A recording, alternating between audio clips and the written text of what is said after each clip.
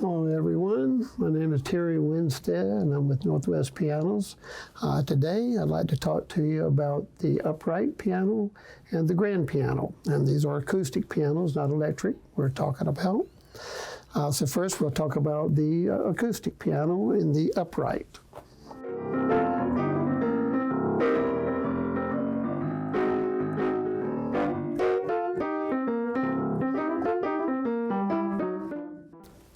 Okay, as I mentioned, we're going to talk about the upright piano first. Now, the upright piano, this is what they call the action of a piano. So if you ever hear someone speaking of the action of the piano, that means the playability, kind of how it feels when you play it. As you can see, the upright piano, this is a replica of the action. If you were to turn it this way and you hit the key, this is what you're doing here.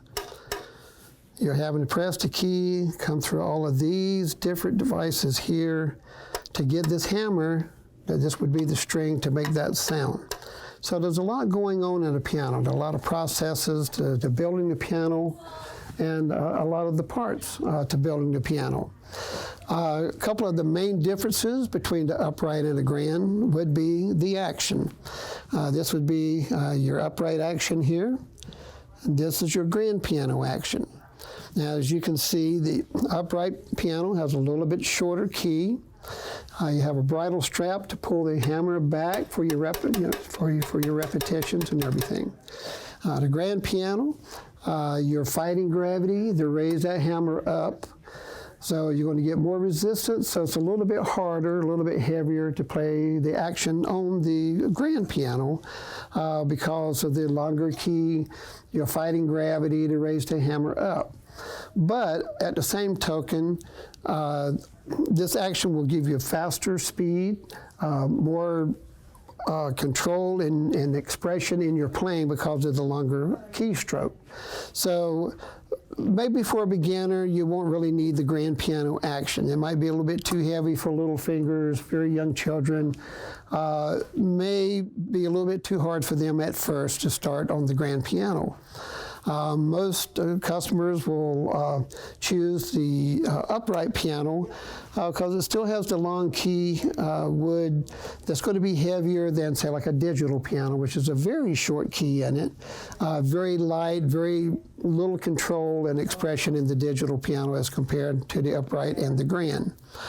So some of the other features other than the action of the piano is that the upright piano, you have the strings coming up this way instead of the grand going out that way. So generally speaking, the soundboard, which is the back part of this piano, is the heart of the piano where you get all of the sound from, is going to be produced through the strings resonating over the bridges to the soundboard. And so the long strings in the longer piano, the taller piano will sound better.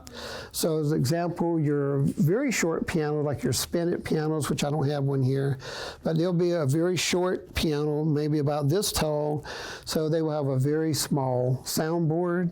They will have very short strings in it. So what that means is it's going to be very limited in the dynamic range and the tonal color that you can get out of that piano. So generally speaking, the taller the piano, the better the sound that you can get out of the piano. The more dynamic range, more tonal color, a little more powerful bass, a little more bell tone up here, up in the higher registers.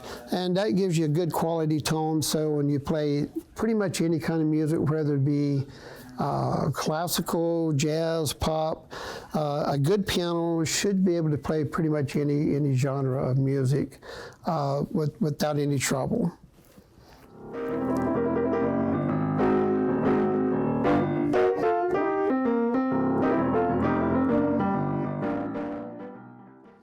And probably the last thing I would like to mention about the upright piano is probably a little bit more geared for younger children. I'd say maybe 4, 5, 6 years old. They have pretty delicate fingers. They haven't really built up a lot of muscle strength yet.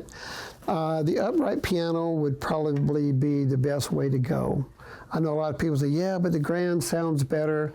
It does, but you don't want to discourage your children from playing. And if it's too hard on their fingers and they're really crying the blues, literally because it's hurting their fingers to play, you may want them to go to, start out with an upright piano. Be a little easier on their fingers.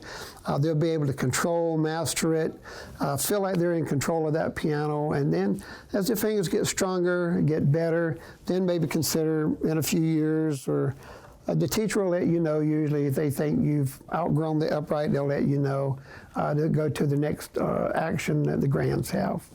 Thank you.